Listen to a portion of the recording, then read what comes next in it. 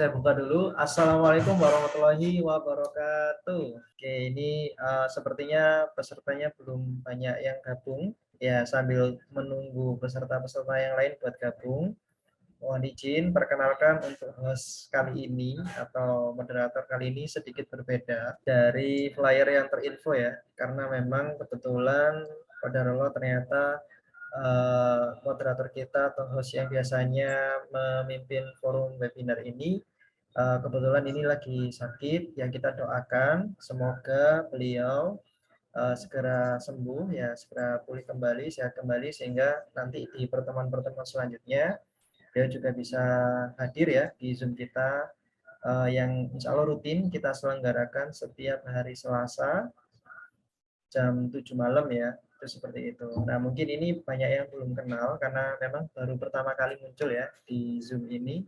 Mohon izin saya perkenalkan diri dulu. Nama saya Eko Wahyu. Saya juga wedding consultant di Kela Wedding. Sebelumnya biasanya kalau untuk webinar seringnya saya hanya operator ya. Jadi yang bagian kalau misalkan mas klik gitu ya. Nah, itu bagiannya saya. Cuma kebetulan ini karena ya tadi hostnya lagi berhalangan hadir karena sakit, maka ini saya yang menggantikan.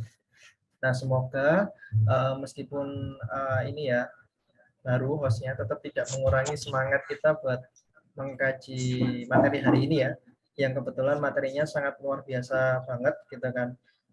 Pernikahan ideal perspektif ilmu fikih gitu kan, yang nanti insya Allah akan disampaikan langsung oleh Ustadz Ahmad Restani gitu ya, yang ini juga kebetulan sudah standby, sudah siap gitu kan. Ya, mungkin sekilas saja saya ingin sampaikan terkait dengan gambaran materinya gitu kan. Seperti yang kami info sebelumnya ya, bahwa pernikahan itu bukan sekedar apa ya, momen sepele gitu ya, tapi ini adalah momen penting dalam hidup kita. Banyak banget aturan-aturan yang disampaikan gitu ya, atau perintah-perintah yang perlu kita pahami dalam menjalankan ibadah pernikahan, yang mana kalau kita nggak punya bekalnya, kita nggak punya ilmunya, nanti bisa di kemudian hari bisa jadi kita akan tersesat, atau bisa jadi di kemudian hari kita akan mengalami bencana gitu ya dalam menjalankan ibadah tersebut. Kan di sini perlu banget kita itu membekali diri kita dengan ilmu pengetahuan ya, terutama berkaitan dengan fikih-fikihnya. Nah, nanti akan lebih lengkap, lebih jelas akan disampaikan oleh Ustadz Ahmad Estani. Cuma ini beliau off ya, keluar ya, barusan ada kendala mungkin ya. Jadi kita tunggu. Oke, sambil kita tunggu, mungkin mau nyapa dulu nih teman-teman yang sudah hadir di Zoom kali ini. Boleh dong ditulis di kolom chat ini semua domisilinya di daerah mana, apakah Surabaya semua atau ada yang dari luar kota. Boleh dong ditulis di kolom chat sambil saya kenalan ya, karena kan biasanya saya hanya bagian, oh ini ada yang dari Gresik, Muhammad Bakhtiar, Masya Allah. Oke, Gresik ya. Terus yang lain, Hani Rahmawati, ini Surabaya kayaknya. Oh, Gresik. Gresik juga, Kak. Masya Allah. Terus ini ada Rizky Kamal. Saya tebing tinggi, Provinsi Sumatera Selatan, Sumsel. Masya Allah. Dari Sumatera juga ya. Ria dari Mojokerto. Masya Allah. Oke. Nggak ada yang Surabaya ini. Saya aja ya yang Surabaya.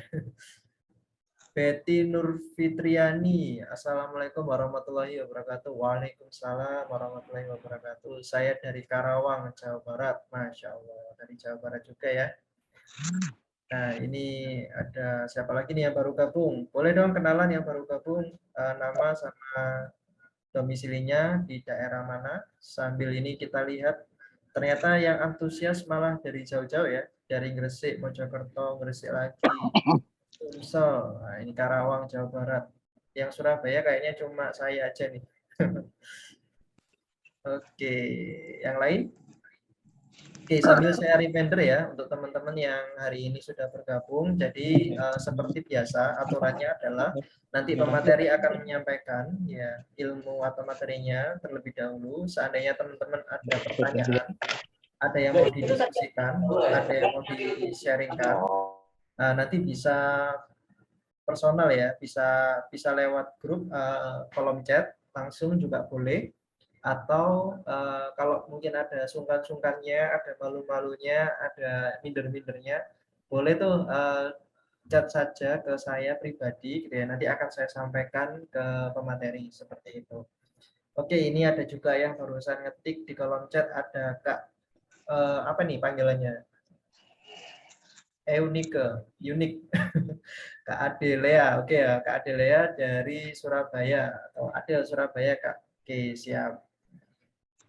Ternyata ada temennya dari Surabaya. Yang lain tadi dari Karawang, Sumsel, Gresik, Mojokerto. Waduh, ini yang Surabaya tuan rumah malah sedikit. Oke, ini ada juga yang baru gabung, Kak Inar ya. Oke, Kak Inar ini dari mana nih? Boleh dong tulis di kolom chat asal atau domisilinya dari mana. Terus ini juga ada baru lagi gabung. Makin malam makin banyak yang gabung ya. Oh, ada juga ini pakai akun iPhone. Waduh. Ada Alvia Koriza. Oke, kita tunggu sampai minimal berapa orang nih.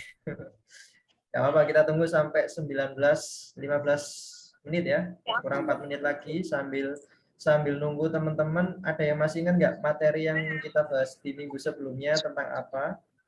Hai, saya dari Balikpapan, Kak. Masya Allah, dari Balikpapan. Oke ya, Balikpapan itu Kalimantan ya?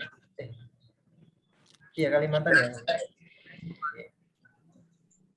Terus ada, oke, ini yang pakai akun iPhone dari mana Kak asalnya? Boleh dong ditulis. Glowing menuju wedding, materi sebelumnya. Masya Allah, masih ingat ya? Kalau nggak salah, Kak Muhammad Bahtiar ini rutin ya? Rutin ikut kajian kita ya, kegiatan kita ya. Yang pakai user ID iPhone, boleh dong kenalan ini dari mana dan misalnya namanya siapa. Silakan ditulis di kolom chat. Ada yang dari Balikpapan, Surabaya, Karawang, ada yang dari tebing tinggi, Provinsi Sumsel, Gresik, Mojokerto. Ini cara ngetiknya gimana, San? Cara ngetiknya di kolom chat, Kak. Chat. Atau boleh dong langsung aja, langsung disebutin dari mana dari namanya dulu, terus asalnya Surabaya. dari Surabaya. Namanya? Anggun Yunika. Anggun Yunita, Masya Allah. Ini ada yang tanya, apa ada grupnya untuk kajian selanjutnya? Baik, kita nggak pernah pakai grup, Kak. Jadi kita langsung personal chat. Dari teman-teman yang sudah mengisi linknya, yang bit.ly join Siaga Academy itu, nah di situ pasti nanti hamin 5 hari, hamin 6 hari, atau bahkan hamin 1 hari, bahkan hamin 1 jam. Bahkan hari ini insya Allah broadcast saya sudah jalan ya ke teman-teman terkait dengan link Zoom ini. Gitu ya. Jadi nggak usah khawatir, kita akan mereminder teman-teman terkait dengan kurikulum, terkait dengan materi-materinya seperti apa melalui personal chat gitu ya. Japri langsung gitu ya. Nah, karena ada beberapa kemarin yang nggak nyaman kalau dibikinkan grup. Oke ya. Nggak apa-apa, nanti kita langsung share secara personal. Insya Allah tidak mengganggu juga. Seandainya teman-teman butuh yang mau disarankan, ditanyakan, atau ada usul, nggak apa-apa, langsung aja chat ke nomor admin yang biasanya memberikan info terkait dengan link Zoom-nya. Oke, karena ini juga sudah semakin malam dan lumayan ya, jadi teman-teman juga sudah kenalan. Boleh dong yang siap di ini apa emoticon akun siap gitu ya, apa emoticon siap kan ada ya biasanya. Mas Rama itu kan biasanya mana dong angkat tangannya kalau siap kan gitu ya. Nah, boleh dong ini meskipun bukan Mas Rama, silakan ditulis resen atau angkat tangan siap gitu ya. Woi, jempol ya bisa jempol ya. Muhammad Bahtiar ini Masya Allah luar biasa. Nurul Makmiro siap, oke. Fotonya gimana? Saya tak ikut juga ya, pakai HP juga ya. Ani siap, Masya Allah, oke. Nah ini saya juga ikut lah. Oke, baik. Karena banyak juga yang sudah ngasih jempolnya. Oke, waktu dan tempat kami persilakan kepada beliau. Ustadz Ahmad Restani, mohon izin, ini saya mute dulu ya. Aman Pak, siap. Halo, kedengeran nggak Mas suara saya? Ya, sudah terdengar jelas Pak Ustadz. Monggo silakan bisa langsung dimulai. Assalamualaikum warahmatullahi wabarakatuh. Waalaikumsalam warahmatullahi wabarakatuh. Bismillahirrahmanirrahim. Alhamdulillahilladzi an'ama alaina bi ni'matil imani wal islam wa amarona bil ittihadi wa silatil arham wassalatu wassalamu ala asrofil amja'il mursalin sayyidina wa habibina wa syafi'ina wa maulana Muhammad wa ala alihi wa ashabihi ajma'in amma ba'du. Qala ta'ala fil Qur'anil Karim a'udzu billahi minasyaitonir rajim bismillahirrahmanirrahim wa min ayatihi an khalaqalakum min anfusikum azwajan litaskunu ilaiha wa ja'ala bainakum mawaddatan wa rahmah wa qala aidan fa ankihu al ayyama minkum wassolihin min ibadikum wa imaikum iyakunu fuqara yuhnikumullah min fadlih al ayah sadaqallahul azim. Yang saya hormati semua peserta Zoom, kali ini alhamdulillah bisa silaturahim, Masnya. Ini kedengaran jelas enggak Mas suara saya? Jelas? Jelas, Pak? Jelas. Oke. Iya, jelas. Oke. Jadi sebenarnya Zoom malam ini itu adalah melanjutkan materi apa yang pernah disampaikan oleh Pak Prawoto ya. Telah disampaikan oleh Pak Prawoto. Pak Prawoto salah satunya itu menyampaikan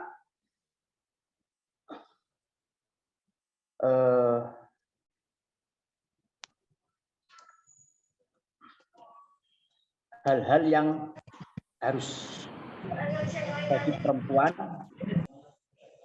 yang dinikahi. Salah satunya itu adalah 5 liha. Pak Prawoto menjelaskan 5 liha, lijamaliha, linasatiha, lidiniha. Nah, sekarang saya membahas tentang saya lihat membahas tentang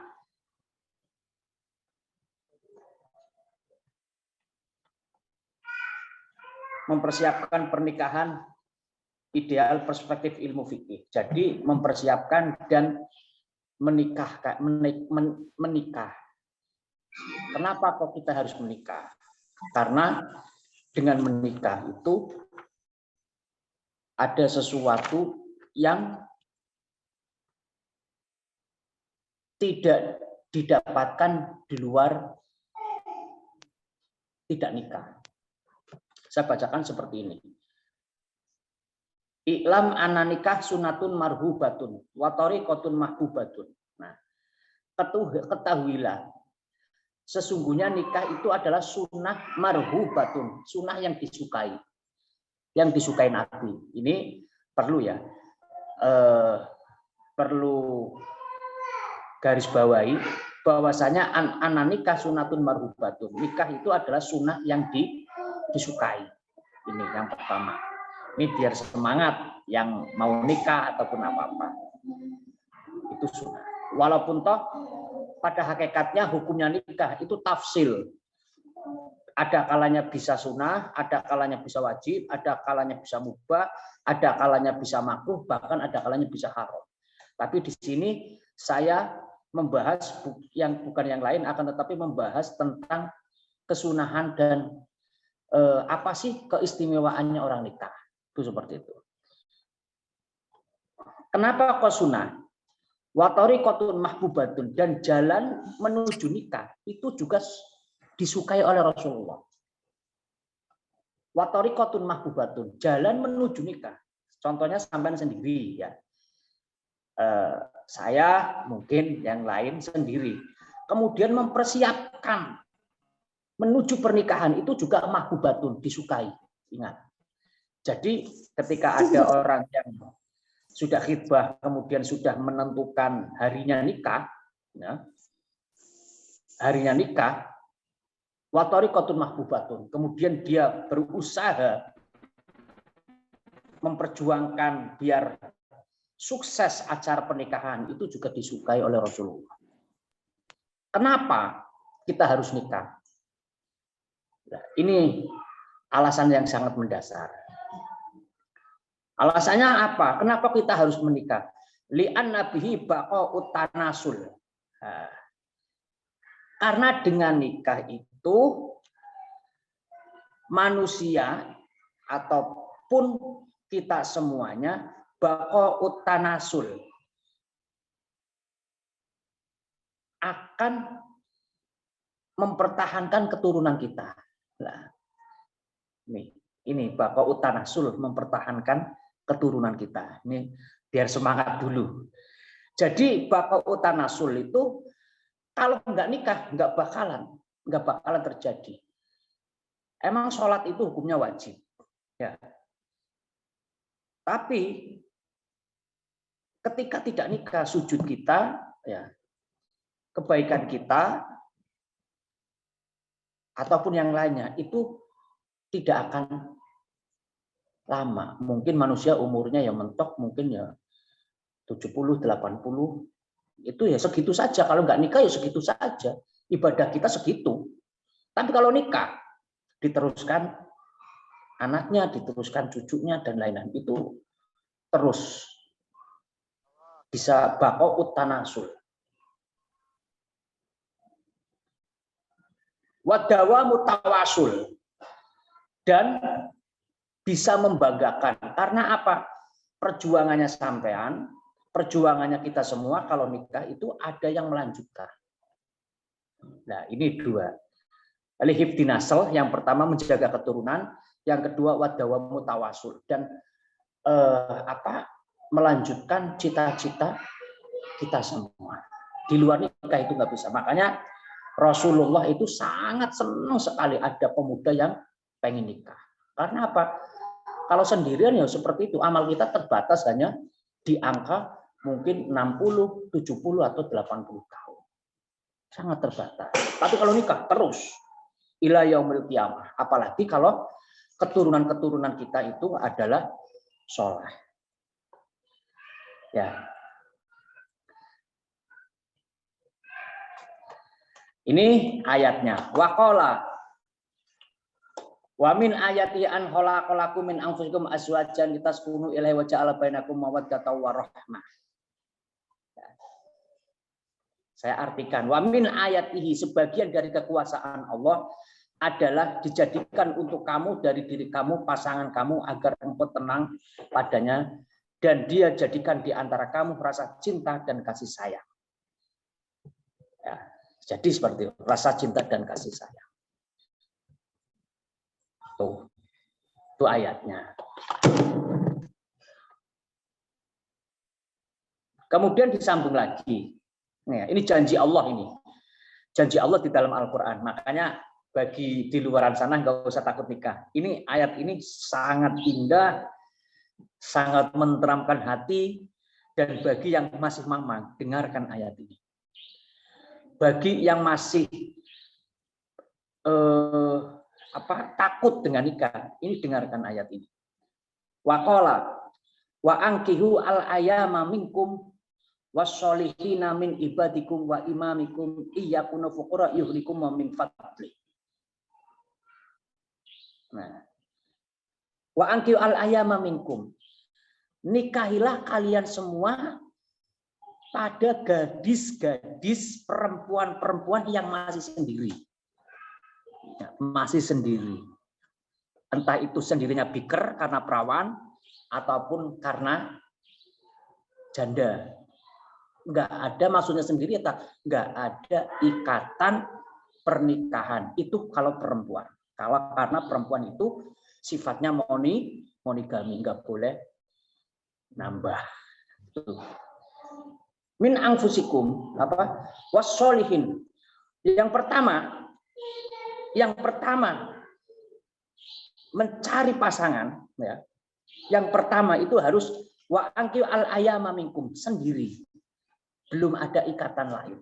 Makanya ketika sudah ada ikatan dan lain-lain itu jangan diterabas lah. Wassolihin, yang kedua itu adalah carilah perempuan-perempuan yang soleh. Dengan artian soleh itu apa?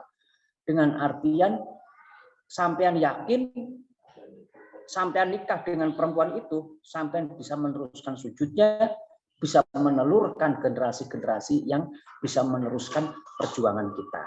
Nah, seperti itu. Dua. Itu yang pertama. Dan yang kedua. Nah, ini sangat indah. Bagi siapa saja yang mamang. Iyakunu fuqara yughnikumullah min fadli. Apabila kalian semua itu dalam keadaan fuqara, miskin, nah, maka yughnikumullah, dengan jalan nikah, maka Allah akan mengkayakan min fadli, dari keanugrahannya, fadlnya Gusti Allah. Dengan artian apa? Kalau sampean pengen kaya cepat, ya, pengen kaya, maka menikahlah. Ini janji Allah. Iyakunu artinya iyakunu yang ta'ono sapa sira kabeh iku fuqara pira-pira wong kang fakir lazumalin, dengan artian tidak punya harta ataupun yang lainnya. Yughnikumullah, yughnikum mongko bakal nyugihaken ing sira kabeh sapa Allah Gusti Allah. Ketika kalian semua mau menikah, kemudian dalam keadaan tersulit, maka nikahlah, maka yughnikumullah, Allah akan mengkayakan. Ini janji Allah, ini di dalam Al-Quran. Sampai bisa cek surat An-Nur, ayatnya nanti kita cari bareng-bareng. Nah, ini janji Allah ya. Yughnikumullah. Ya, contohnya ya seperti kita semua ya, dulu sebelum nikah ya nggak punya apa-apa. Alhamdulillah rezeki terbesar, punya anak, tempat tinggal dan lain-lain. Itu ya karena apa? Fadlnya Allah. Karena fadlnya, kemurahannya Allah. Nah, ini contohnya. Tafsirnya seperti ini. Logikanya, ayo kita dipikir. Betulkah ayat itu? Kalau kamu dalam keadaan fakir, maka Allah akan mengkayakan. Betulkah ayat itu? Ayo kita cek. Nah, ini. Wa min aghnaihi ta'ala. Sebagian daripada Allah mengkayakan hambanya yang menikah. Ya, sebagian ini kalau makna pesantrennya itu ada huruf min, itu maknanya ba'd, sebagian. Wa min aghnaihi ta'ala lahum. Sebagian dari Allah mengkayakan hambanya. Ana rajul qabla dukhuli fi qaydin nikah. Pada lelaki yang sebelum nikah, ya, lahu yadani. Nah, laki-laki sebelum menikah itu hanya mempunyai kedua tangan. Ingat ya, laki-laki sebelum menikah hanya mempunyai kedua tangan. Fi qaydin nikah lahu yadani, dua tangan sebelum menikah. Wa ainani, dan kedua meripat. Ya. Paham ya maksudnya ya? Ini bentuk daripada Allah akan mengkayakan. Sesungguhnya laki-laki sebelum memasuki pernikahan hanya punya kedua tangan. Wa ainani, dan hanya kedua meripat. Wa ghairihi min jawarih, dan selainnya. Kaki hanya dua. Tangan hanya dua. Itu seperti itu. Bihaddiha faqat. Walakin kullama dakhala fihi syaratil kal a'dha'i tadha'afu. Nah. Akan tetapi setelah laki-laki tersebut menikah, maka syarat tilkal a'dha tadha'afu, maka tangannya akan mempunyai empat, kakinya mempunyai empat, telinganya mempunyai empat. Itu seperti itu. Ini bentuk daripada Allah mengkayakan hambanya. Maksudnya seperti apa? Setelah kita menikah, kita mempunyai yang dulunya sendiri-sendiri, mempunyai kedua tangan, setelah menikah mempunyai empat tangan. Yang kedua siapa? Tangannya istri. Nah, ini. Makanya seperti itu. Kompak. Nah, itu. Kaki kita 2 ketika masih sendirian, tapi setelah menikah kakinya ada 4. Dengan artian apa? Potensi mendapatkan rezeki lebih banyak. Itu potensinya. Iya, ini tadha'afu dha'faini bi ziyadati adha'i zaujatihi ilaiha. Karena apa? Sudah menyatu. Makanya ketika sudah menikah itu sebenarnya kalau mengamati mengamati ayat ini, mengamati tafsir ini, itu adalah bi ziyadati adha'i zaujatihi ilaiha. Saling membantu. Kompak. Dengan artian apa? Harus satu visi. Nggak usah pakai kuncinya. Dengan artian apa? Harus satu visi. Walaupun toh contohnya saya di sini, mungkin istri di pasar, ya. Ketika melihat kejadian-kejadian, ketika melihat peluang, itu harus dibicarakan. Karena apa? Kita sama. Kakinya menjadi 4, tangannya menjadi 4, pendengarannya menjadi 4, penglihatannya menjadi 4. Peluangnya itu banyak.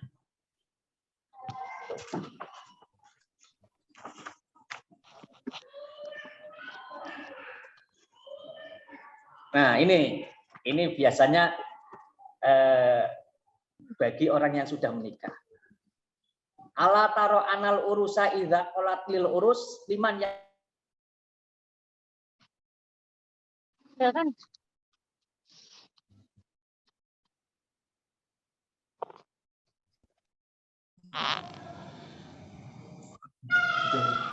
Sudah. Contoh ini, ala taro anal urusa idza qalat lil urus liman yadaka. Ya, contohnya, ketika ada seorang laki-laki ditanya oleh istrinya, liman yadaka, tangan kamu untuk siapa? Untuk istri, untuk meringankan beban istri, untuk menyempurnakan kekurangan istri, untuk memimpin istri. Qalat laka. Wa idza qalat lahu, ketika diucapkan lagi kepada seorang laki-laki, liman anfaka, hidungmu untuk siapa? Dijawab untuk istri. Nah, itu. Makanya kayaknya seperti itu. Mungkin dari sini ada yang ditanyakan dulu.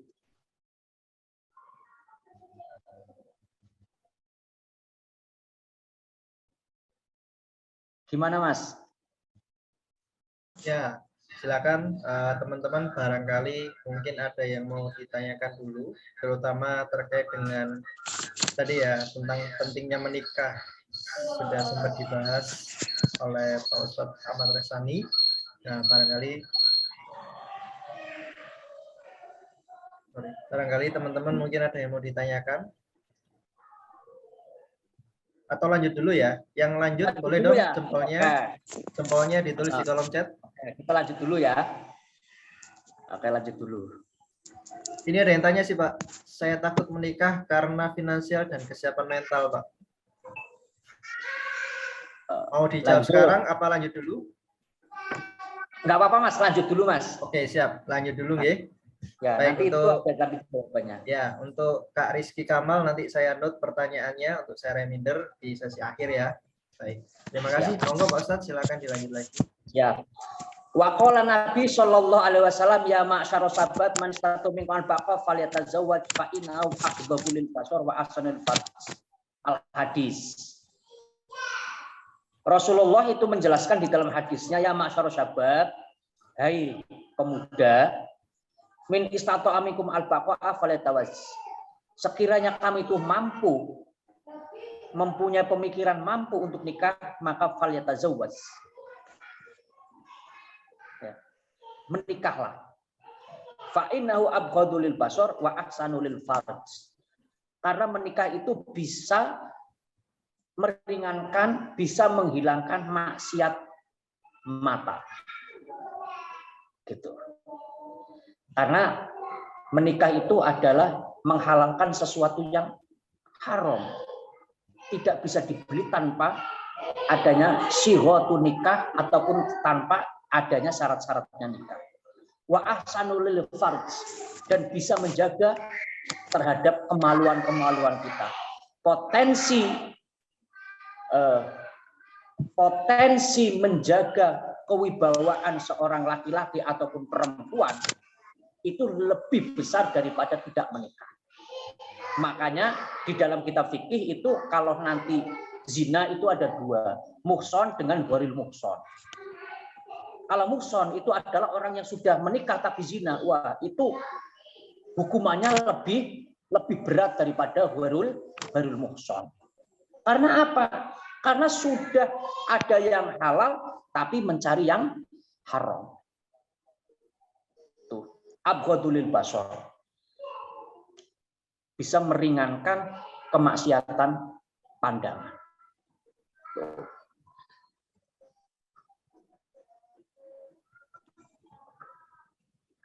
Wa ahsanul faraj, dan bisa menjaga terhadap kewibawaan kita ataupun kemaluan kita dan lain-lain.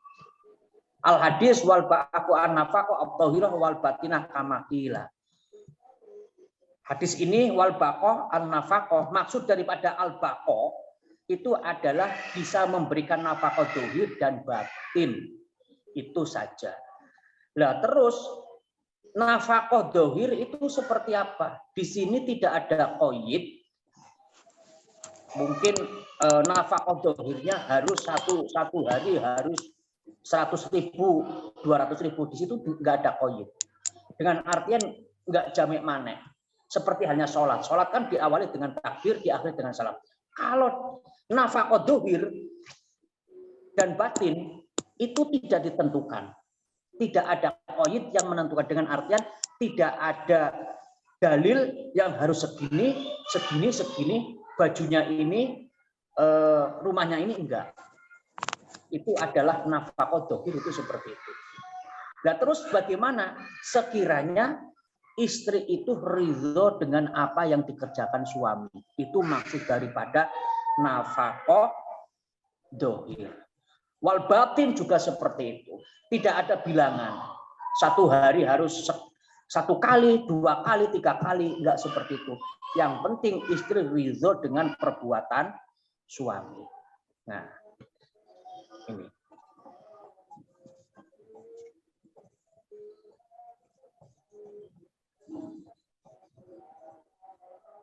Itu sudah. Kemudian itu sudah. Saya sambung lagi. Ustadz, saya sudah siap menikah. Mungkin ada pertanyaan seperti ini. Ustadz, iya. Saya sudah siap menikah. Tapi ini mungkin pilihannya ada 2 atau 3. Nah, mungkin seperti itu. Bagaimana hadis yang disampaikan Pak Pra itu bisa jadi tolak ukur, yang penting Zatuddin, perempuan yang punya agama itu lebih diutamakan. Terus di sini waqala aidon, Rasulullah itu juga memberikan sebuah gambaran lagi bagaimana perempuan-perempuan yang disukai oleh Rasulullah. Ini perempuan-perempuan yang disukai Rasulullah. Sama-sama beragama Islam. Ya, konteksnya seperti ini. Sama-sama beragama Islam. Sama-sama taat. Sama-sama bisa menjaga sholat 5 waktu. Sama-sama dia juga mungkin 5 liha. Linasabiha. Sama-sama mungkin contohnya anaknya guru ataupun anaknya petani, anaknya apa. Itu sama-sama baiknya lah. Bagaimana kalau ada pilihan seperti itu? Ini adalah anjuran Rasulullah. Tazawwuju al-waladu al-wadud. Kalau seperti itu pilihannya sama. Ada contohnya mungkin ada 3 pilihan, 2 pilihan, tapi sama. Dia beragama Islam, oke sama. Dia juga taat sama kedua orang tua, oke sama. Nah, pilihnya mana? Tazawwaju al-wadudu al-wadud. Maka nikahilah perempuan yang potensi mempunyai anak banyak. Nah, ini yang problem pernikahan sekarang seperti ini. Seolah-olah takut punya anak. Maka nikahilah yang pertama itu adalah perempuan yang potensi memberi keturunan banyak. Cara lihatnya seperti apa? Ya mungkin bisa dilihat dari nasabnya. Makanya ini mohon maaf ya. Ketika kok kelak yang belum menikah kemudian menikah, terutama bagi perempuan ya. Kalau melihat hadis ini, maka penekanan saya itu jangan KB. Jangan KB.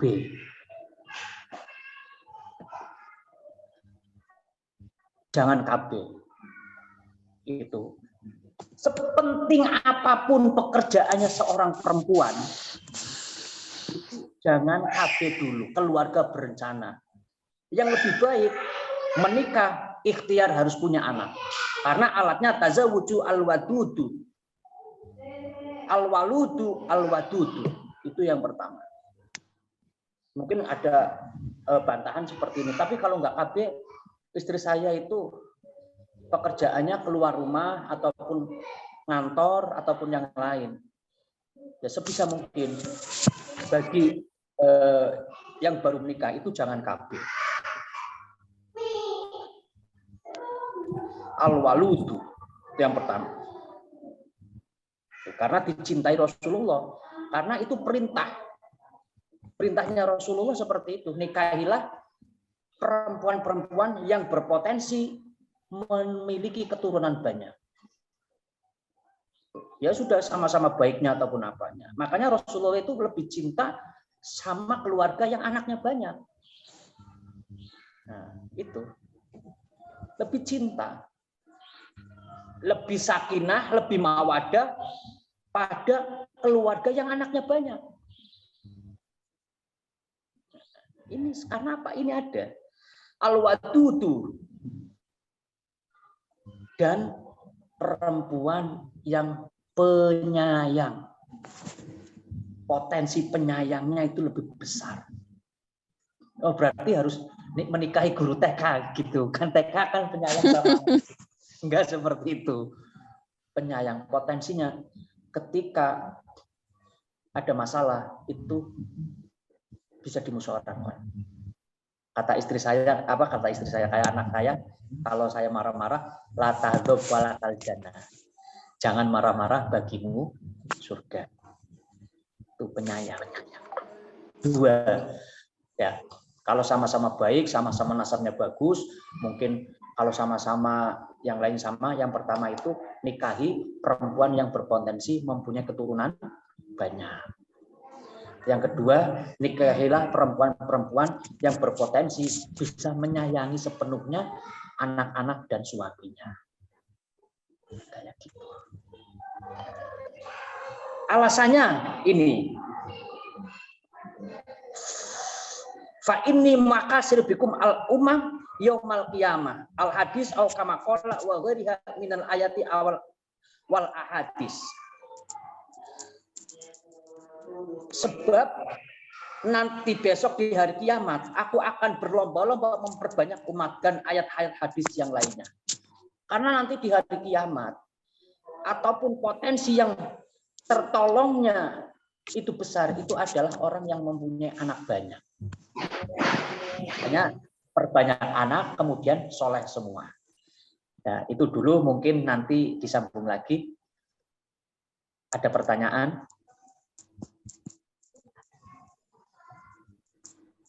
Oke. Ini tadi ada 2 pertanyaan sih Pak Ustadz yang ditanyain sama teman-teman.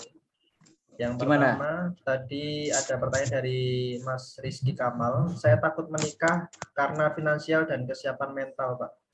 Terus juga ada yang satu lagi, Ustadz saya udah pacaran selama 7 tahun, tapi belum mau diajak serius, Ustadz. Apakah saya ini aneh? Ustadz, dia baik dan udah siap menikah, tapi saya masih belum siap menikah, Ustadz. Nah, mungkin bisa kasih pencerahannya dulu, Pak Ustadz.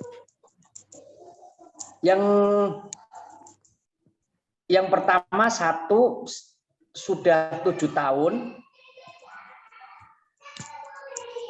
takut nikah karena satu alasan finansial dan apa maksudnya karena takut finansial dan kesiapan mental ya. Ya, betul. Oke. Sebenarnya kalau terkait permasalahan finansial itu sudah dijawab oleh Allah sendiri.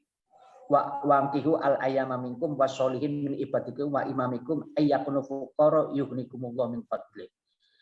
Kalau kalian semua dalam keadaan fakir, maka Allah akan mengkayakan. Itu fakta dan real.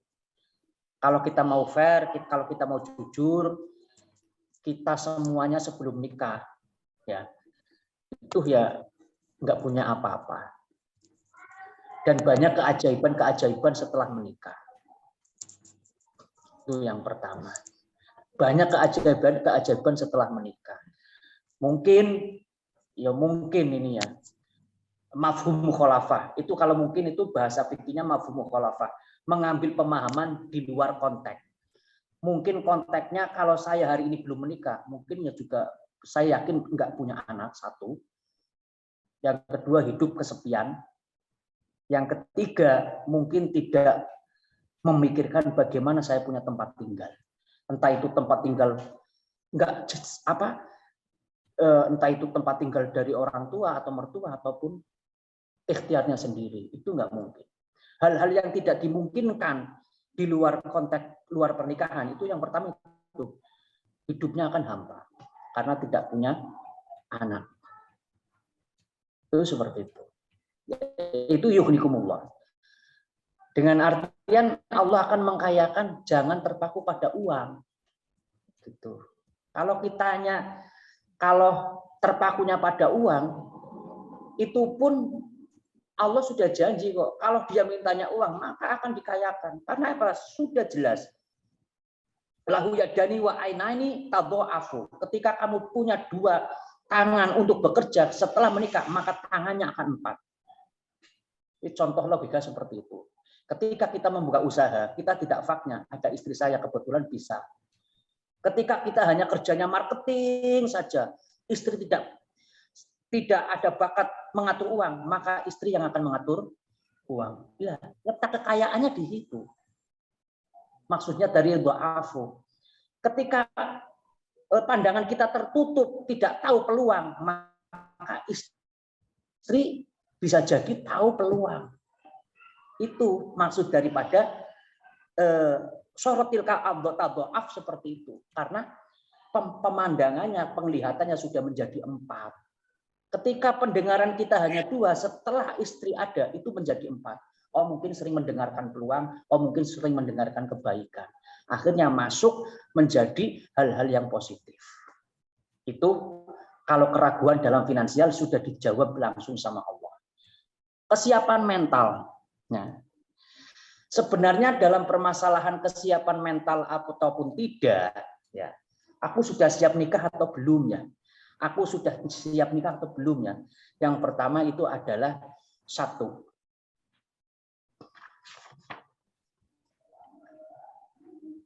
Anal maksudu adzamul nikah. Yang pertama itu at-ta'abbud wa taqarrub wa itsba'u sunnatur rasul. 3 hal ini harus diingat. Kalau mentalnya belum tatak. Maksud adzam, rencana besar nikah itu 3. Yang pertama itu at-ta'abbud, karena ibadahnya itu sangat dicintai banget sama Rasulullah. Dan lama sekali ta'abbud. Wa taqarrub, dan bisa mendekatkan sama Allah. Wa itsba'i sunnatur rasul, dan mengikuti sunnah Rasul. Ini kalau mentalnya belum siap, ini tingkat ini. Mungkin kalau sendirian sholat subuhnya sering bolong-bolong, saya yakin kalau ada istri saling menyemangati. Wa taqarrub, mungkin ketika bekerja itu tidak sungguh-sungguh. Ketika ada istri taqarrub. Taqarrub itu artinya qoroba, mendekat ya. Mendekat dengan kebaikan, mendekat dengan sesuatu yang banyak peluang, itu seperti itu. Wa itsba'ur rasul, dan mengikuti sunnahnya Rasul. Itu didukung lagi dengan Al-Quran. Kalau 3 ini sudah diniati, maka intang surullah yang surukum wa yusabbit aqdamakum. Allah akan menolong, dan Allah kalau kecemasan dalam segi finansial akan mengkayakan. Karena wa yusabbit aqdamakum, kalau menolong agama Allah, niat karena ibadah, niat karena takarrub, nikah niat karena isba'us sunnah, maka Allah akan menolong. Intang surullah yang surukum. Coba bayangkan kalau umat Islam itu takut nikah, nggak punya anak, nggak punya keturunan, siapa yang akan melanjutkan perjuangan kita? Nah, makanya sebenarnya orang Islam itu jangan takut nikah. Kalau orang non-Islam, luar Islam takut nikah, nggak masalah. Karena nggak ada tuntutan. Kalau Islam kan ada tuntutannya, yaitu 3 besar itu tujuannya. Itu. Gimana Mas? Sudah cukup atau belum? Masya Allah. Cukup sih Pak. Sudah sangat jelas. Sudah jelas? Ya. Mungkin pertanyaan kedua mau dijawab sekarang apa dilanjut dulu Pak? Jawab sekarang, nggak apa-apa. Oke. Jadi dari akun username iPhone ya. Ustadz, saya sudah pacaran selama 7 tahun, tapi belum mau diajak serius Ustadz. Apakah saya ini aneh Ustadz? Dia baik dan udah siap menikah, tapi saya masih belum siap menikah Ustadz. Kebetulan yang tanya ini akhwat Ustadz. Jadi akhwat. Iya, yang tanya akhwat.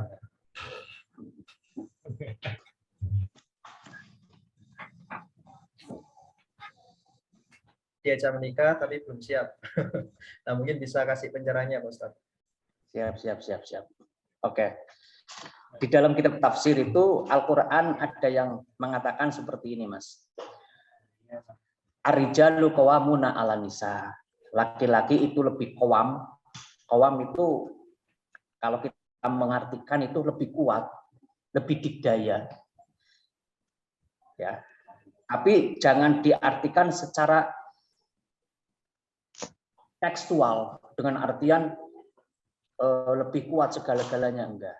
Pada hakikatnya ada perempuan yang hebat di dalam tafsir itu jelaskan, salah satunya itu adalah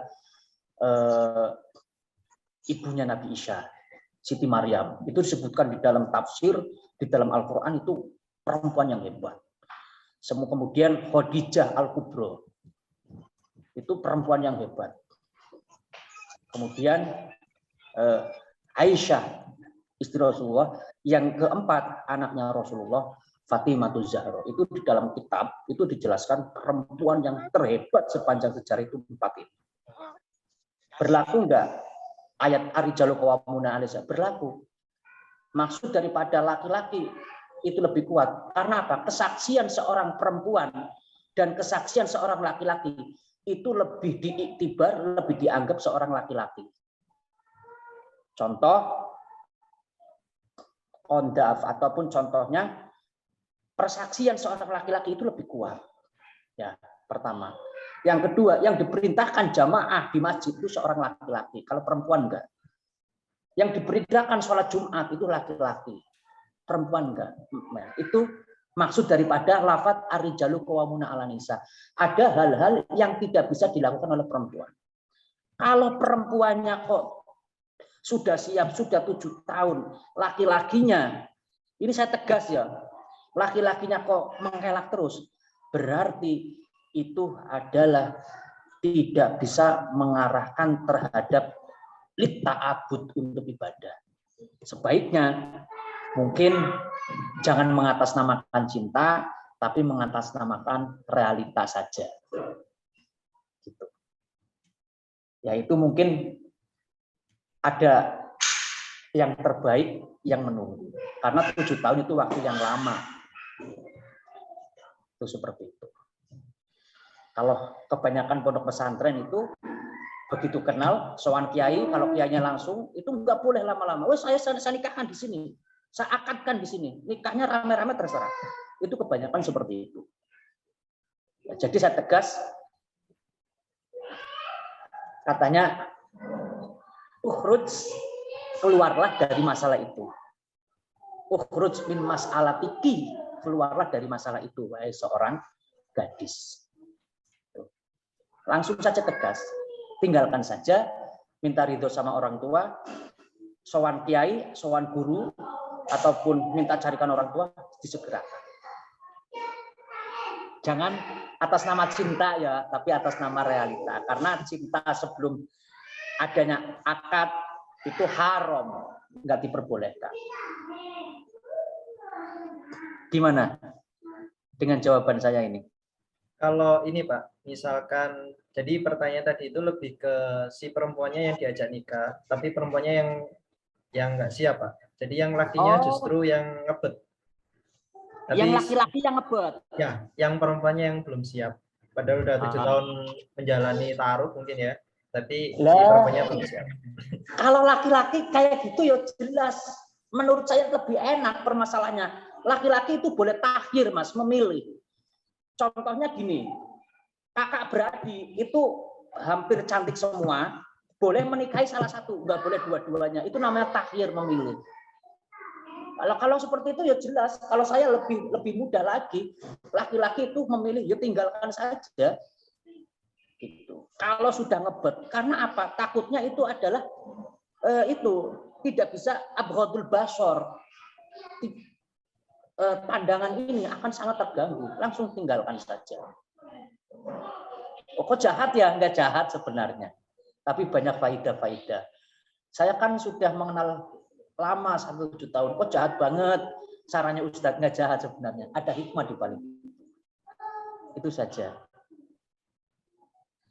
Oke, kalau yang perempuannya Pak, bagi perempuannya yang belum siap ketika si ikhwannya tadi minta segera menikah, kira-kira mungkin ada pencerahan Pak bagi perempuannya baiknya gimana? Apakah menunda dulu atau mendiskusikan, atau mungkin ada menurut tinjauan fikihnya barangkali ada pencerahan?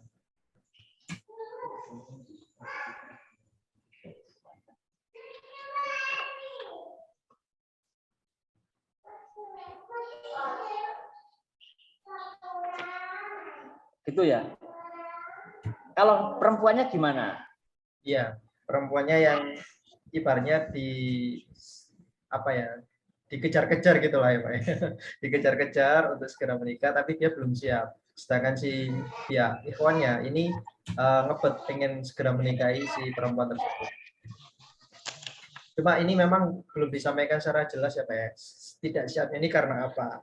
Apakah karena belum yakin atau apa, kan kita juga belum tahu. Cuma ya ada case gitu, ada masalah yang seperti itu. Mungkin ada pencerahannya Pak.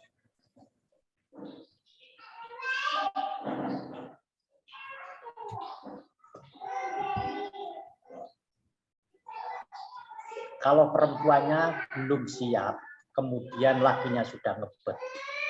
Kebetulan itu dulu sebenarnya saya lakukan, Mas. Saya lakukan. Iya, terus terang. Istri itu masih belum selesai kuliah. Iya, saya sudah tamat pondok pesantren, ya, terus kemudian kuliah sudah selesai. Istri itu masih kurang 1 tahun kuliah, tapi saya bisa meyakinkan. Wes sudahlah, nikah saja. Insya Allah dengan jalan nikah kita akan tenang. Yang pertama, yang kedua, langsung menemui orang tuanya. Yang ketiga, ya sowan sama kiai. Kalau itu orang tuanya, ya saya sowani. Kiai saya jawabnya seperti apa? Waktu saya seperti ini. Kiai saya nggak apa-apa dinikah. Santri ketemu santri daripada santriku tidak ketemu dengan santri ataupun yang lain, belum tahu jelas-jelas. Kalau saya sudah lakukan. Buktinya apa? Setelah nikah, istri lanjut kuliah. Dan Masya Allah, hadza min fadli Rabbi. Dalam nikah, istri masih kuliah, dalam keadaan hamil, lahir di saat masih kuliah. Itu saya lakukan itu. Fakta, bisa main ke rumah. Kuliahnya di USB, Universitas Saja Budi Solo. Lahirnya, anak saya yang pertama lahirnya itu di Rumah Sakit RSUD Tugu, Semarang. Saya tegas, ayolah nikah sama saya. Kalau nggak nikah, apa yang kamu khawatirkan? Gitu. Kalau sampai bekalnya agama, saya juga bekalnya agama. Kalau sampai bekalnya iman, saya juga bekalnya iman. Apalagi kita sudah dibekali ilmu kan gitu. Itu sudah saya lakukan, Mas. Tapi alhamdulillah saya mengatakan hadza min fadli rabbi. Ini adalah anugerah. Katanya makanya di situ kalau nanti yughnikumullah min fadli, akan mengkayakan dengan fadlnya Allah. Itu seperti itu. Enggak ada alasan sebenarnya perempuan untuk menolak. Kalau laki-lakinya sudah ngebet. Kalau betul-betul dia itu niatnya itu ta'abbud untuk beribadah. Kalau nggak sama sekali nggak bisa, ya sudah, tinggalkan saja. Gitu. Cari yang untuk bisa secepatnya untuk nikah. Itu saja, Mas. Gimana? Ya, betul, Pak.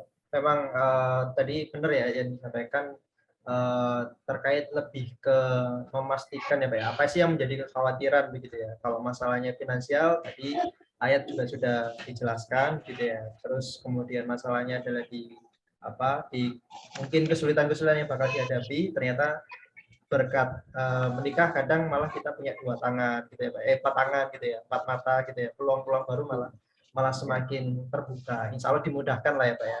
Masya Allah, benar.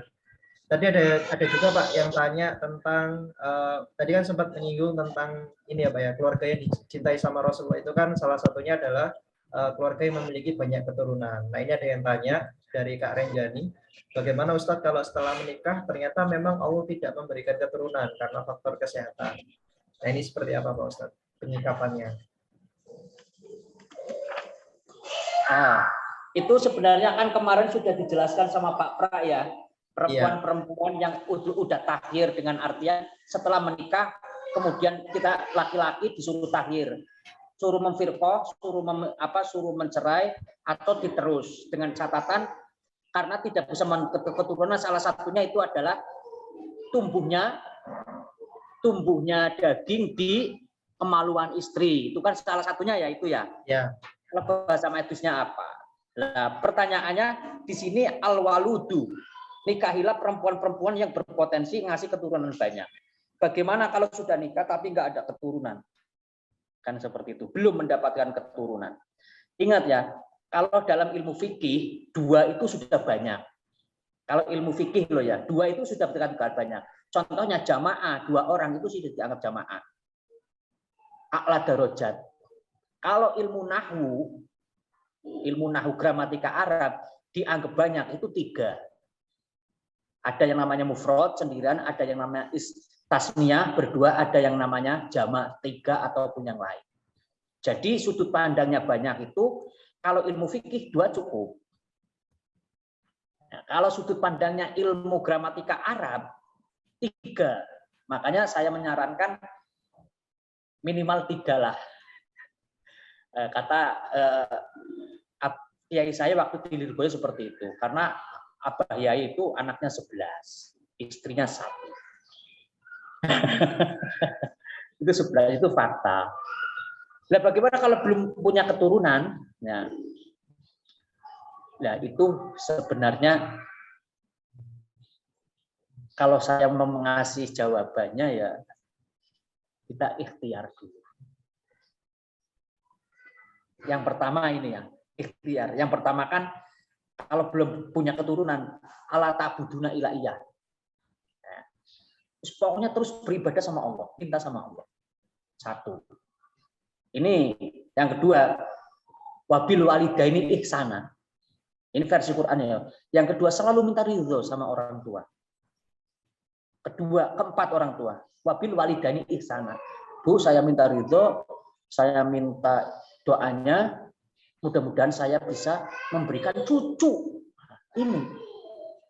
Ini loh kuncinya. Orang yang terkadang saya itu bingung. Orang belum punya keturunan, kesana kesini, obat ini, obat itu, obat itu. Itu ya benar. Tapi yang perintah Al-Quran wabil walidaini ihsana, minta ridho sama kedua orang tua, keempat orang tua. Bilang apa adanya. Hari ini saya belum bisa dikasih keturunan, saya minta ikhlas, saya minta ridho, saya minta doanya, mudah-mudahan saya bisa memberikan cucu. Yang pertama, ala ta'buduna ila iya, beribadah terus sama Allah. Yang kedua, wabil walidaini ihsana, berbuat baik, sedekah terus sama kedua orang tua, insya Allah dikasih. Ini ada ijazahnya sebenarnya, tapi itu sajalah. Terus sedekah terus sama orang tua, insya Allah dikasih. Setelah itu dua-duanya sudah lakukan, wa ala rabbihim yatawakkalun. Ustadz, itu sudah saya lakukan, tapi belum punya. Wa ala rabbihim yatawakkalun. Tawakal sama Allah. Insya Allah dapat. Kalau tidak ada yang fatal, ya kesalahan yang fatal, itu insya Allah ada. Nah, terkadang kita itu malas sedekah sama orang tua. Makanya kata orang dulu itu, kata Ustadz saya seperti itu. Kenapa kok kiai ataupun kiai itu anaknya banyak? Yo mergo sama orang tua yo akur dan minta ridho terus. Itu sebenarnya jawabannya. 3 kuncinya. Gimana? Iya. Masya Allah, benar Pak. Memang ikhtiar dulu ya Pak ya. Kita tidak pernah tahu dari ikhtiar mana, pintu mana ternyata Allah memberikan kemudahan. Nah, gitu ya Pak ya. Betul. Ini dilanjut apa masih sesi tanya jawab lagi Pak? Tanya jawab aja Mas. Oke, tanya jawab lagi. Ini ada yang tanya lagi Pak. Biar nanti ada interaksi. Iya, dari Kak Tulus. Nah, dia menanyakan cari istri yang soleha itu kayak gimana Pak Ustadz? Apa cuma harus nurut sama suami? Masya Allah. Ini lebih ke kriteria Pak, kriteria perempuan soleha. Ya, itu sebenarnya sudah dijawab juga. Yang pertama itu jangan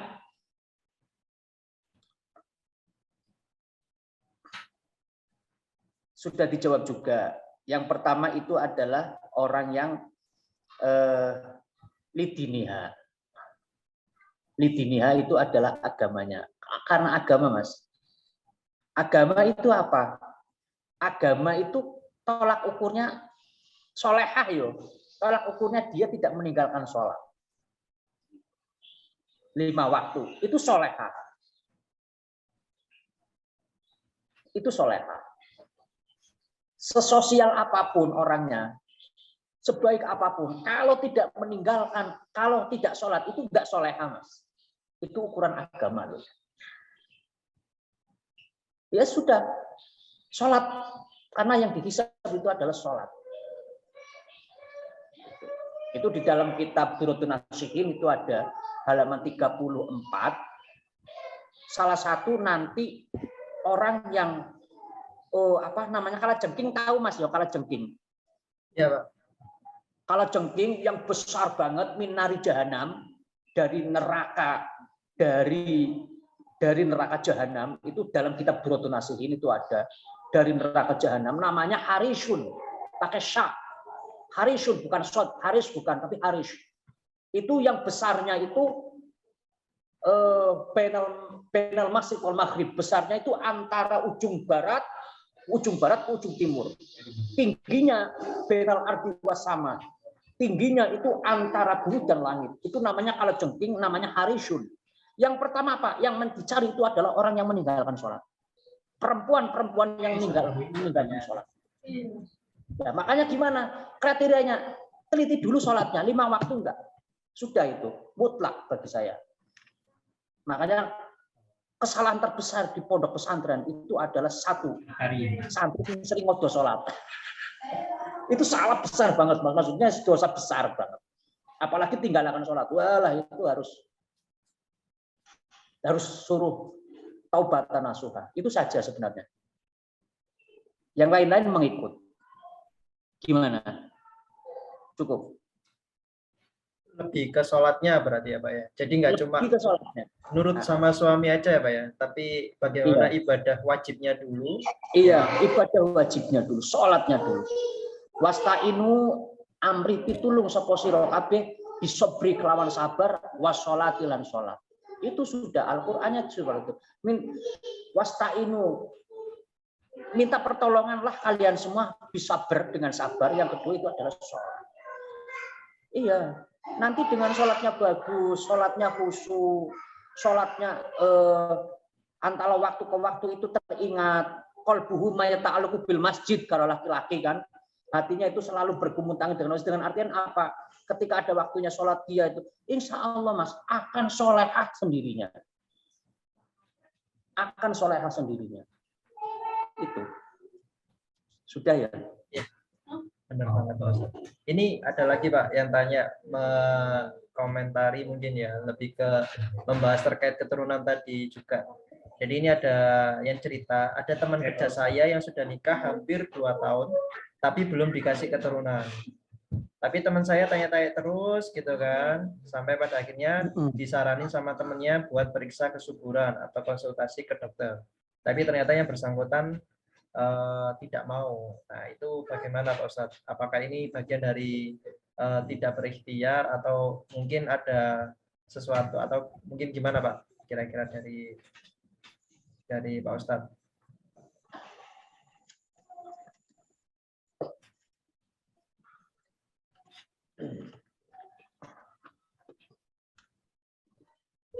Termasuk alladzina yu'minuna bil ghaib. Kita sebagai orang beriman itu adalah mengimani hal-hal yang gaib. Ya. Mengimani terhadap hal-hal yang gaib. Di dalam kitab Durratun Nasihin, Mas. Ya. Di dalam kitab Durratun Nasihin. Halaman berapa ya? 55 itu disebutkan. Obat dari segala penyakit. Obat dari segala penyakit. Kalau nanti kok itu nanti perspektif medis ya mungkin ya nggak punya keturunan menurut ilmu medis seperti ini kan gitu ya. Ya. Nah itu di dalam kitab Durratun Nasihin. Ya. Satu Mas. Obatnya satu, sodakoh. Luar biasa. Min kulli dawain. Di dalam kitab Durratun Nasihin. Karena dengan sodakoh itu akan menyembuhkan segala penyakit. Sodakoh. Sodakoh yang paling baik seperti apa? Orang yang ikhlas. Karena kalau orang ikhlas itu kejelekan tidak bakalan bisa masuk. Ikhlas. Makanya al-ikhlas fil ikhlas tarkul ikhlas. Nah, ikhlas itu urusan hati. Ya, tapi yang tahu itu pelakunya sendiri, Mas. Ukur aja. Karena kalau orang ikhlas itu, sodako yang ikhlas itu, orang ikhlas itu keburukan tidak bisa masuk, tidak bisa mempengaruhi orang yang ikhlas. Contoh ibadah karena Allah, karena ikhlas. Ya, ngabdi sama suami ikhlas. Insya Allah kejelekan suami, ya mohon maaf, belum punya keturunan ingin meninggalkan ataupun apa, saya yakin nggak bisa. Karena ikhlas itu langsung watakhisuhu al malaikah. Orang ikhlas itu yang menjaga langsung malaikat. Nah, Ustadz gimana ukuran ikhlas? Ya, yang menakar yang tahu pelakunya sendiri. Itu sudah jelas. Watakhisuhu al malaikah. Yang menjaga orang ikhlas itu malaikat. Nah, ikhlas itu tempatnya di hati. Kenapa kau yang menjaga malaikat?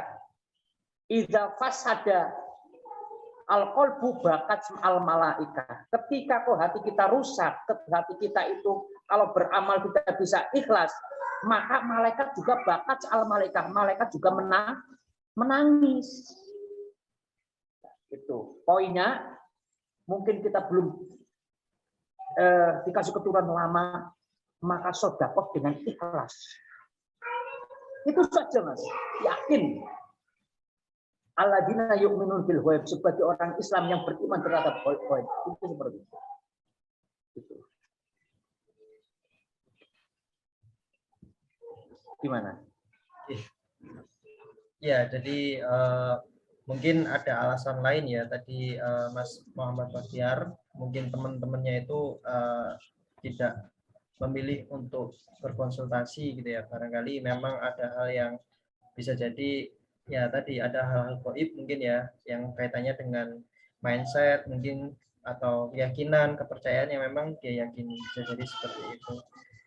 Ini sepertinya sudah terjawab semua sih Pak untuk pertanyaan-pertanyaannya. Nanti kalau memang ada yang tanya lagi, tidak apa-apa, kita ada sesi tanya jawab lagi ya, karena biasanya webinar ini selesai sampai jam 9. Tapi seandainya kalau banyak pertanyaan, nanti bisa overtime nggak apa-apa, seperti itu. Monggo dilanjut lagi Pak Ustadz.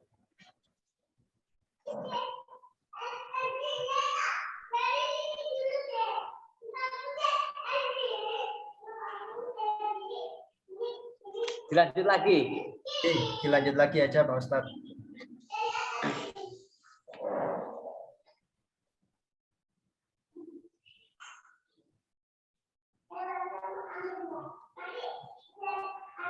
Ya, kalau dilanjut lagi ya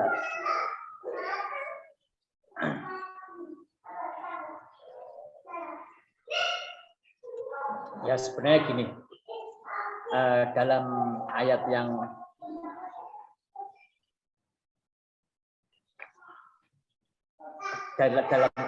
ini, wa min ayatihi an khalaqalakum, ini sering disebut, sering untuk apa? Walimatul urus, pasti ayat ini sebagai pijakan. Wa min ayatihi an khalaqalakum min anfusikum azwajan litaskunu ilaiha. Nah, litaskunu ilaiha. Kata-katanya Al-Qur'an itu menggunakannya lafaz litaskunu. Itu jamak. Lafaznya jamak. Ilaiha, kembalinya kepada domir mufroda mu'anasah hoibah. Ilaiha, kembalinya terhadap seorang perempuan.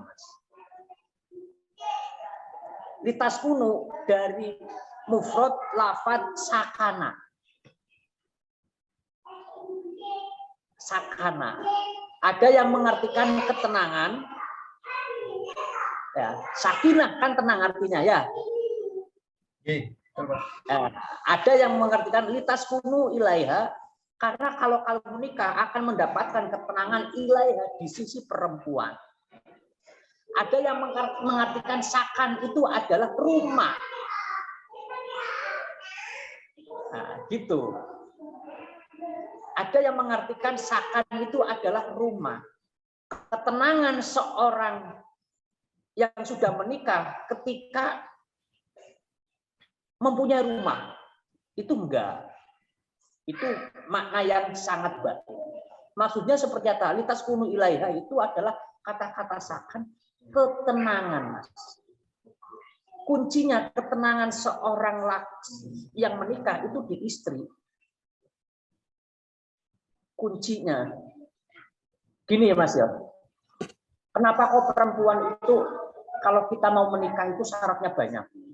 Kalau laki-laki enggak, hajar saja. Karena gini, diamnya istri saja itu sudah ibadah, Mas. Diamnya istri. Ketika seorang suami itu marah-marah, suami marah, apa-apa marah. Contohnya apa-apa marah semuanya, ataupun kebetulan itu suaminya itu sering marah, temperamental. Diamnya seorang istri itu ibadah. Diam saja. Kenapa kok ada terjadi kekerasan KDRT dan lain-lain? Karena apa?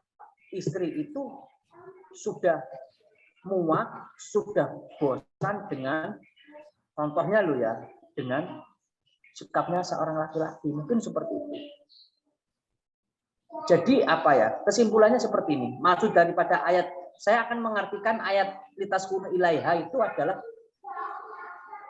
asal ketenangan itu di seorang perempuan.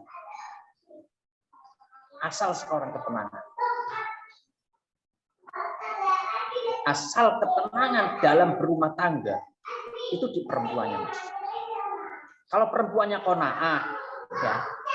Kalau perempuannya alim, ya banyak cerita-ceritanya lah, fadhailul amal yang lain. Kalau perempuannya qanaah, kalau perempuannya alim, kalau perempuannya itu ta'abbud ibadah terus sama Allah, insya Allah semuanya itu badai akan hilang. Beda kalau yang nakal itu perempuannya itu berantakan, Mas. Serius. Nggak ada ceritanya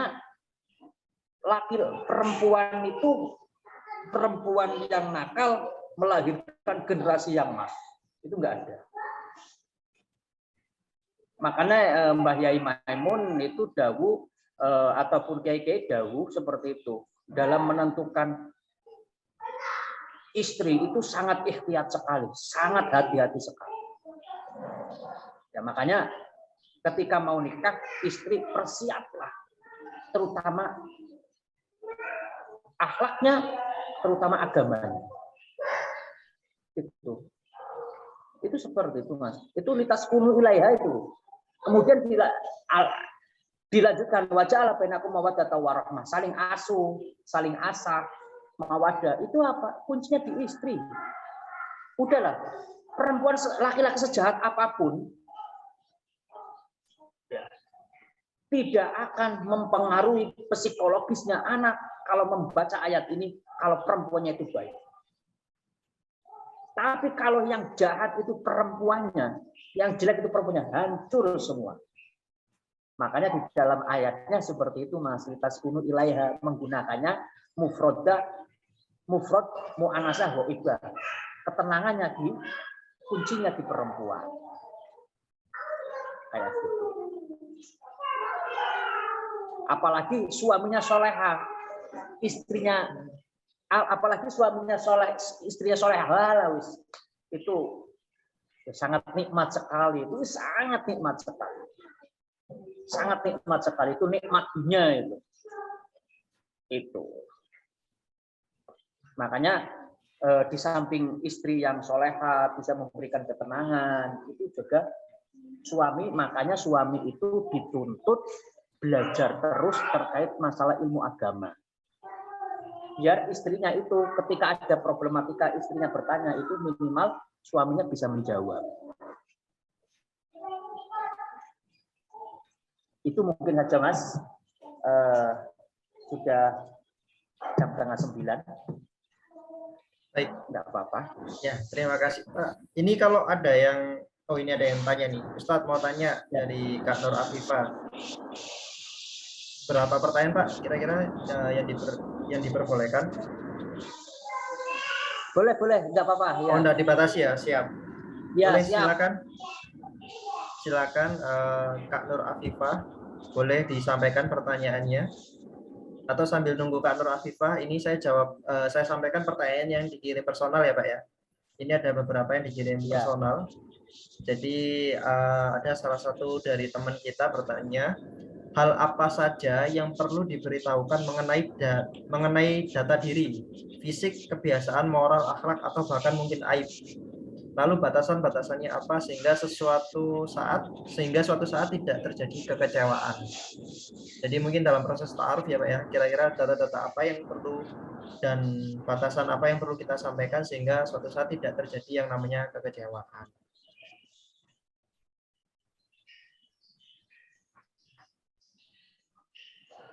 Oke, mungkin dari Pak Ustadz barangkali ada pencerahan. Tadi putus-putus, Mas. Ulangi sebentar lagi, Mas. Oh ya, ulangi. siap. Saya ulangi ya Pak ya. Jadi tadi itu ada yang tanya, hal apa saja yang perlu diberitahukan ke pasangan mengenai diri, fisik, kebiasaan, moral, akhlak, atau bahkan mungkin aib. Lalu batasan-batasannya apa sehingga suatu saat tidak terjadi yang namanya kekecewaan dalam berumah tangga. Gitu, Pak.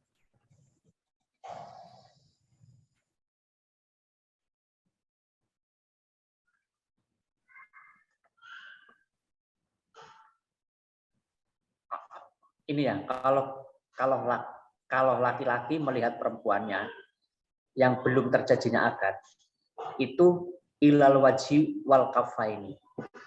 Semuanya itu kalau auratnya seorang perempuan di dalam sholat itu batasannya. Kecuali telapak tangan dan ilal wajhi, wajah, dan kedua telapak tangan itu boleh dilihat. Selebihnya itu enggak boleh. Cara melihatnya seperti apa? Satu, kembali lagi linasabiha, nasabnya Mas. Nasab itu kelihatannya sepele, tapi itu berdampak sangat besar sekali.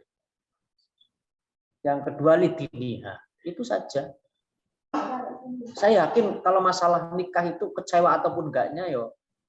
Saya juga terkadang saya kok kecewa yo sama istri saya sekarang nggak cantik kayak yang dulu kan gitu. Ya, betul. Iya enggak? Iya. Kecewanya itu dalam segi agama atau segi nafsu. Dulu sampai waktu kenal saya kok mesra banget, sekarang setelah anaknya 3 kok kemesraannya kurang. Lah, maksud batasan kecewa itu kan tidak jamak maneh.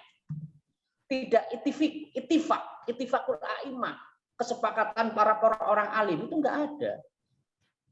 Lagi-lagi nasab, Mas. Makanya kayak kiai-kiai itu dalam menikahkan anaknya itu nasab, din, agama itu sangat. Kalau masalah kecewa ya enggak ada ittifaq, kesepakatan. Ya. Saya juga kecewa sama istri saya. Kecantikannya sudah enggak kayak dulu. Ya toh. Kasih sayangnya itu terkadang naik, terkadang enggak. Keharuman minyaknya sudah berubah. Dulu itu minyak mau keluar sendiri. Sekarang itu minyaknya dipakai keluarga. Saya make, istri make, anak make. Itu enggak ada batasan. Kalau itu batasannya kalau perempuan boleh melihat ini. Karena ini adalah simbol daripada kalau bahasanya itu simbol daripada kebaikan. Tertutup ini simbol kebaikan. Kalau terbuka ya beda lagi tuh. Logika berpikirnya kan seperti itu. Kalau memandang laki-laki ke perempuan baiknya seperti itu. Ya lidiniha. Jangan liizah. Lam yazidhu illa dilan. Kalau sampean kau menikahi seorang perempuan ya karena liizah strata sosialnya ya, mungkin ini perempuan dulu ya liizah karena strata sosialnya saya menikahi istri saya karena strata sosialnya istri itu keren ya loh. Strata istri keren karena sarjanya sangat pintar, sangat cerdas. Itu ziyadatul khair, Mas, tambahan yang baik. Maka lam yazidhu ila dilan. Setelah menikah tidak akan mendapatkan ketenangan kecuali dengan kebingungan. Ya. Kebingungan. Makanya ketika batasannya seperti apa, ya sudahlah, agamanya sederhana sekali. Kalau nanti liiziha karena kemuliaannya dia, karena strata sosialnya dia, karena pangkatnya dia, karena jabatannya dia, karena strata pendidikannya dia, lam yazidhu ila dilan, akan kecewa. Tidak akan menambah apa-apa di sebuah pernikahan kecuali kebingungan. Oh iya, ternyata dulu sampean waktu kuliah kelihatannya pinter. Ternyata setelah punya anak 1-2 kepinterannya hilang. Bahkan kalau ada masalah bingung, on kan gitu, karena tekanan. Nah itu Mas. Saya kira itu saja. Yang satrul aurat itulah tipe. Kalau laki-lakinya seperti apa? Laki-laki juga seperti itu, sama seperti hanya lidiniha. Kemudian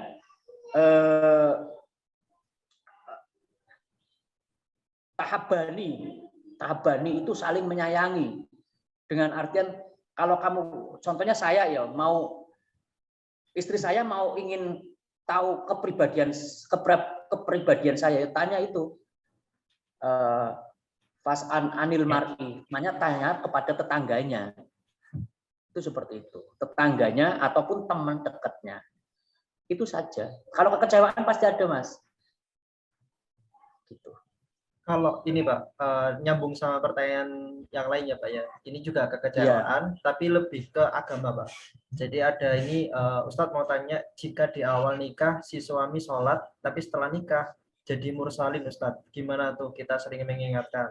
Mungkin di awal nikah membuat hati kita luluh.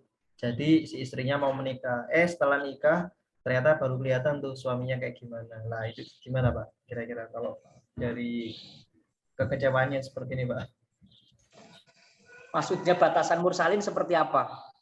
Saya ingin tanya dulu. Nah, monggo silakan Kak Nur Afifah bisa di Apa dulunya yang sholat kemudian tidak sholat atau gimana?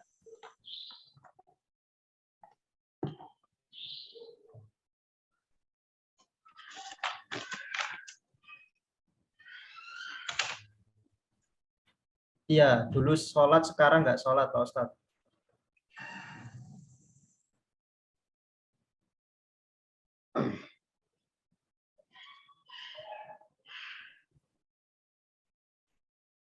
Dulu sholat, setelah menikah nggak sholat. Iya.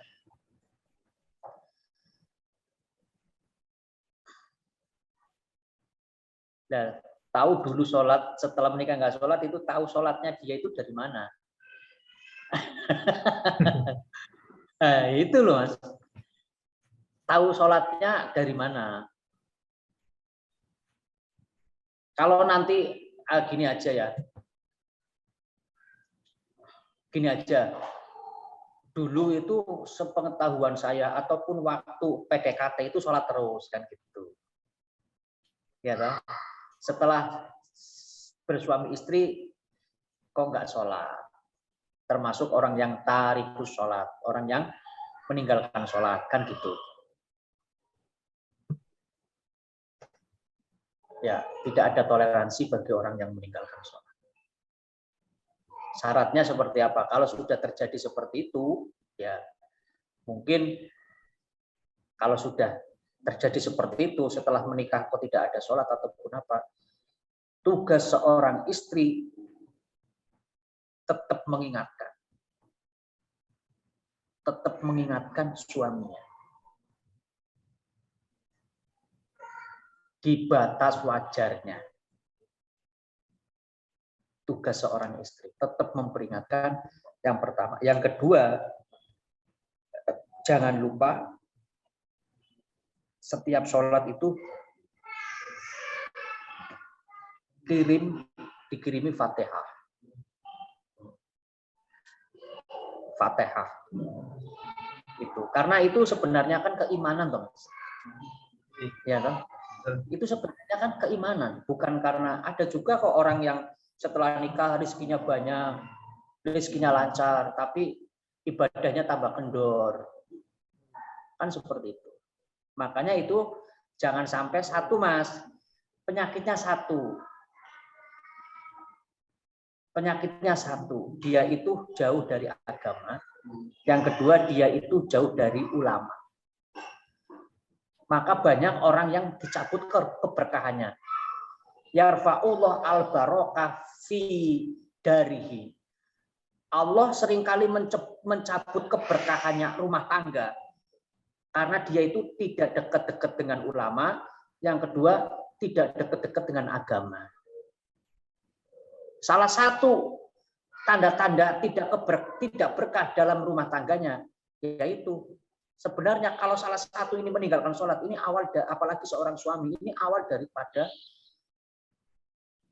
keberkahan itu akan dicabut. Solusinya seperti apa? Kembali, siapa yang mengakadkan waktu nikah? Kalau yang mengakadkan waktu nikah itu ustadz, sowan ke ustadz. Ustadz, contohnya yang mengakadkan nikah, yo, contohnya saya mengakadkan nikahnya, sowani, kayak gitu. Dan diajak ke pengajian. Karena itu sebenarnya urusan keimanan. Gitu. Makanya seringkali Allah mencabut keberkahannya dalam berumah tangga. Satu, jauh dari agama. Yang kedua, dia itu tidak mau mengaji ataupun jauh dari ulama. Itu. Solusinya seperti apa? Kembali lagi. Ajak suaminya untuk hadir di pengajian. Ajak suaminya untuk datang sowan ke kiai. Apalagi kalau seandainya mertua ataupun bapaknya itu tahu agama, ajak aja. Ya karena itu Mas, sibuk dengan pekerjaan tapi lupa dengan pengajian. Lupa dengan ulama. Itu. Karena iman kan itu berkurang dan bertambah. Beriman dan bertambah itu namanya apa? Iman seperti itu, Mas. Yazid au naqas, terkadang bertambah, terkadang berkurang. Itu jawabannya. Ngaji dekat dengan ulama. Itu salah satunya keberkahannya dicabut. Sudah. Ya, baik Pak, ini terakhir ada satu lagi yang bertanya, tapi ini agak panjang ya Pak ya, cerita soalnya. Ya. Jadi ada yang barusan personal chat, ada teman saya perempuan yang sudah nikah, rumah tangganya seringkali ada masalah. Suaminya yang suka kasar, nggak jujur, dan nggak peduli orang tuanya. Bahkan teman saya ini cerita, si perempuan tadi itu yang sudah menjadi istri pengen bunuh diri. Gimana saya harus tanggapinya, karena saya nggak pengen ganggu rumah tangga orang lain atau temannya tadi, Pak. Jadi ini yang bertanya temannya, Pak. Itu seperti itu.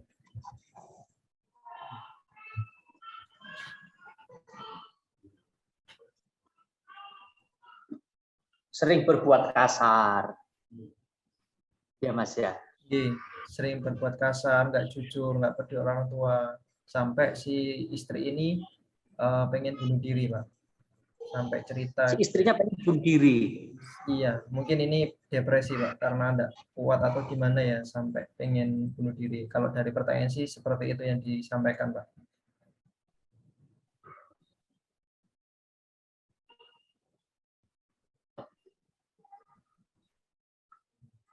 Di awal saya tadi sudah menyebutkan ya. Anal maksudul a'dhamu min nikah at-ta'abbud wa taqarrub wa ijba'u sunnatur rasul. Di awal itu saya sudah menyebutkan seperti itu. Maksud dan tujuan yang sangat besar, yang sangat mulia nikah itu 3. Yang pertama ta'abbud, beribadah. Ya. Kalau nanti seperti itu tidak ada nilai-nilai ibadahnya lagi. Ada hak-hak istri. Tapi gini Mas, seperti itu istrinya itu sama, mohon maaf. Ini suami jelek dibalas dengan kejelekan, atau nanti istrinya tetap sebenarnya sayang, cinta, dan tetap istiqomah sholat. Itu enggak. Nah, ini yang disampaikan hanya umum Pak. Saya juga tidak bisa menilai. Oke. Taruhlah contohnya gini ya. Iya. Taruhlah contohnya seandainya istrinya tetap ya, tentu kenakalan suami lah. Ya, kenakalan suami ya. Min a'dhamu ta'abbudnya. Berarti kan kalau seperti itu dalam pernikahan sudah nggak ada ibadah, malah yang ada hanya fitnah. Ya kan? Ya itu haknya seorang istri ada nanti. Tidak ada rasa ta'abbudnya. Wa taqarrub, maksudnya taqarrub itu mendekatkan diri, 1 mendekatkan diri sama Allah, 2 mendekatkan diri sama kebaikan. Mendekatkan diri sama kebaikan. Karena Allah itu kan baik dan mencinta sesuatu yang baik kan seperti itu. Yang kedua wa ijba'u sunnatur rasul. Mengikut sunnahnya Rasul. Rasul itu tidak pernah kasar sama seorang perempuan. Tidak pernah kasar. Mesra terus. Bercanda terus. Kalau tidak bisa memberi sesuatu, pasti Rasul bercanda. Itu bisa cek dalam kitab-kitab film Mutawalat. Kalau tidak, Rasul itu tidak, contohnya ya, istri itu minta motor, tidak bisa memberikan motor, dipercandain aja Mas. Itu suami, itu serius. Rasul itu kalau tidak bisa memberi barang tahap, pasti bercanda. Memberi candaan, memberi senyuman, itu kuncinya itu Mas. Itu. Kalau pengen bunuh diri dan lain-lain, itu ada haknya seorang. Kemarin kan sudah disampaikan kalau itu hukum nikah kan, karena nikah kan itu sebenarnya kan bukan nikah kan perdata toh. Iya, betul. Nah, itu bisa ditinjau lagi lah dalam perdatanya. Itu kalau buat Rasul tidak pernah berbuat kasar. Bahkan kalau Rasul tidak memberikan sesuatu pasti bercanda, senyum saja, bercanda dan lain-lain. Itu. Makanya saran saya ajaklah ke pengajian. Kalau betul-betul nggak bisa, suaminya itu nggak bisa diajak baik, nggak bisa, istrinya masih tetap sholat 5 waktu, diajak ke pengajian nggak mau, diajak sowan kiai nggak mau, diajak cobalah menghadap ke orang tua saya, mungkin malu, kan gitu. Kamu kalau masih kasar sama saya, ayo ke orang tua saya, maka saya marahin saya di hadapan orang tua saya. Itu.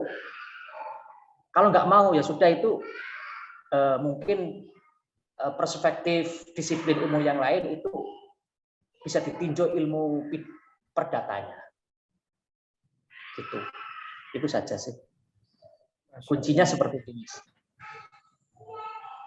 Baik, terima kasih Pak sudah menjawab satu persatu pertanyaan-pertanyaan yang sudah disampaikan. Mudah-mudahan ilmunya ini berkah, memberikan pencerahan buat kami dan jadi hidayah juga, terutama nanti persiapan kita buat menuju rumah tangga seperti itu ya. Dan mungkin ada yang sudah berumah tangga di sini semakin dapat ilmu juga, sehingga ketika ada mungkin goncangan-goncangan atau ada hal-hal yang itu menguji, menjadi ujian dalam rumah tangga, semoga dengan mengikuti kajian ini atau kegiatan ini, insya Allah dapat bekal yang luar biasa. Baik, terima kasih. Mungkin ada satu closing statement Pak, atau ada kesimpulan atau kata-kata terakhir yang mau disampaikan kepada teman-teman yang sudah hadir sampai dengan jam 20.43 malam ini Pak, Masya Allah. Oke, statementnya gini, ini biar netral semua. Ini sudut pandang yang lain. Ya. Siap. Anisa uhaba ilumina syaiton. Ini statement. Ini sudut pandang yang lain. Perempuan itu adalah wasilah atau tamparnya setan. Setan itu bisa masuk banyak sekali melalui perempuan. Maka berhati-hatilah menjadi istri, taatlah sama suami. Itu saja statement saya. Masya Allah, terima kasih Pak atas kesimpulan terakhir atau closing statement-nya ya Pak ya. Semoga bisa memberikan ya tadi insight buat kita semua. Mohon izin ini saya share untuk jadwal selanjutnya. Jadi jadwal selanjutnya ini seperti yang tadi disampaikan oleh Pak Ustadz Ahmad Restani. Jadi memang kita kegiatannya tidak hanya, atau tema-temanya tidak hanya dari disiplin ilmu salah satu topik saja atau salah satu bidang saja. Kalau hari ini kan kita membahas ini ya, mempersiapkan pernikahan ideal, perspektif ilmu fikih, ya kan, di tanggal 4 Oktober. Nah, sebenarnya teman-teman buat yang baru join, baru gabung, kegiatan ini sudah kita selenggarakan dari bulan Agustus, ya kan? Dari tanggal 23, mulai dari tema jodohku adalah cerminanku, kemudian benarkah menikah bikin bahagia, pernikahan dalam hukum yang disampaikan oleh advokat Dodi Kurniawan SH, terus juga cara memilih pasangan hidup tadi ya sama Pak Ustadz Ahmad Prawoto. Terus kemarin glowing menuju wedding hari ini. Nah, minggu depan tanggal 11 Oktober kita ada pemateri dari ini ya, Dr. Adintia. Beliau adalah seorang dokter di klinik ISH Dental Care di Surabaya. Mau berbagi terkait tips tampilkan senyum putih berkilau di hari pernikahan. Lalu nanti juga ada Dr. Vindi. Nah, nanti di akhir, cuma temanya ini belum dirilis ya, update-nya jadinya apa. Tapi kemarin sudah ngisi plot untuk di tanggal 18. Nah, insya Allah teman-teman tadi yang sempat join gitu ya, terus kok kelihatannya mungkin ada teman-teman yang barangkali juga butuh ilmu-ilmu ini, nanti bisa di-share, dibagikan gitu ya secara rutin ke teman-teman yang mau gabung gitu ya, karena memang kegiatan ini sifatnya gratis dan sangat bermanfaat tentunya, karena kita membedah persiapan pernikahan itu dari banyak aspek gitu ya, baik dari psikologi, dari ilmu agama, dari ilmu hukum, dari mungkin nanti ke depan bisa keuangan ya, finansial. Insya Allah kemarin sudah ada beberapa saran yang masuk terkait dengan tema terkait dengan financial plan seperti itu. Terima kasih juga untuk teman-teman yang kemarin sempat share poster atau flyer kita gitu ya. Semoga dengan share itu insya Allah jadi amal soleh juga karena kita berbagi kebaikan. Nah, terakhir mungkin sebelum kita tutup, barangkali ada ucapan terima kasih gitu ya, atau ada sesuatu yang mau disampaikan kepada Pak Ustadz, monggo silakan ditulis di kolom chat. Karena sudah ini ya, meluangkan waktunya di hari Selasa ini dari jam 7 sampai menjelang jam 9, teman-teman. Nah, silakan mungkin bisa disampaikan insight-nya atau apapun ya, bisa terima kasih, bisa apapun di kolom chat. Monggo silakan. Saya izin stop share dulu. Dari Muhammad Bakhtiar, terima kasih Pak Ustadz dan Kaila Wedding, semoga ilmunya bermanfaat. Amin, amin ya rabbal alamin, Masya Allah. Ini juga dari Muhammad Habib BU ya, terima kasih Pak Ustadz dan tim Kaila Wedding, semoga berkah dan sukses. Amin. Baik. Oke, sebelum kita tutup, boleh foto dulu untuk dokumentasi teman-teman. Boleh ya Pak Ustadz? Oke, kita foto bersama. Oke, dalam hitungan 3 ya. Saya full screen dulu biar semakin jelas. Oke, dalam hitungan ketiga, dimulai dari sekarang.